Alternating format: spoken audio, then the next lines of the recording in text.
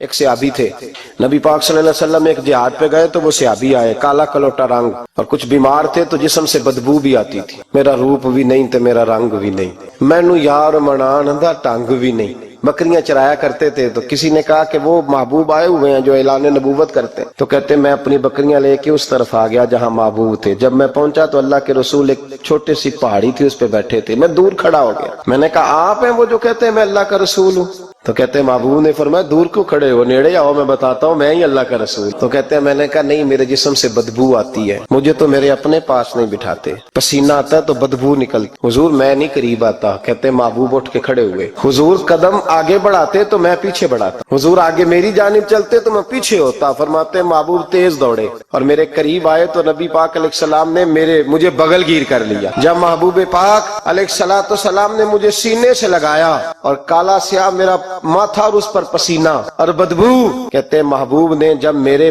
ماتھے پر بوسہ دیا تو میرا چہرہ بڑا کالا تھا پر میرا دل سارا نور سے معمور ہو گیا، اور میرے اندر سے آواز آنے لگی یہ جھوٹے نہیں، یہ اللہ کے سچے رسول ہے۔ فرماتے میں کلمہ پڑھ گیا۔ محبوب سے کہا حضور بکریوں کا کیا کروں؟ فرمایا جس کی ہیں ادھر ہانک دے وہ لے جائے۔ کہتے ہیں بکریاں چلی گئیں۔ میں نے کہا میرے لیے کیا حکم ہے؟ تو حضور نے فرمایا یہ تلوار ہے، وہ گھوڑا ہے، وہ میدان ہے، جہاد کر۔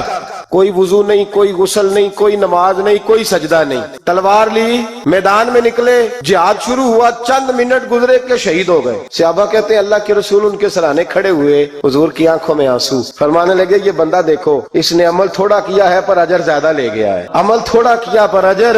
فرمایا ابھی کلمہ پڑھا، ابھی شہید ہوا ہے اور حوریں ساری جنت کے دروازے کھول کے کھڑی ہیں، جیسے روح جائے گی اللہ فوراً ہی جنت عطا فرما دے گا، اس کی قبر بقائے نور بن جائے گی۔ ایک شاعر تھا تو وہ کہتا میرے گاؤں میں میلہ لگا ہوا، کہتے ہیں میلہ لگا ہوا تھا تو ہر چیز بک رہی تھی، میرا بھی کچھ خریدنے کو دل چاہا تو میں ڈھونڈنے لگا، میں گلی گلی آواز میلے میں آواز دینے لگا، میں نے کہا لوگوں مجھے کھلونے نہیں چاہیے، مجھے کوئی ایک مخلص بندہ چاہیے، میں غریب ماں کا بیٹا ہوں، بکارن کا بیٹا ہوں، تو مجھے نہ بس کوئی ایک بندہ مخلص مل جائے، ایک مخلص مل جائے۔ تو وہ شاعر کہتے ہیں اس سال میرے گاؤں کے میلے کی بھیڑ میں، اس سال میرے گاؤں کے میلے کی بھیڑ میں جو گم ہوا وہ ایک بھکارن کا لال تھا، اس فقیر کو تلاش تھی متاع خلوص کی، اور مخلوق چپ رہی کہ یہ مشکل سوال تھا، مخلوق چپ رہی کہ یہ بھکارن کا لال کہتا تھا ایک مل جائے مخلص مل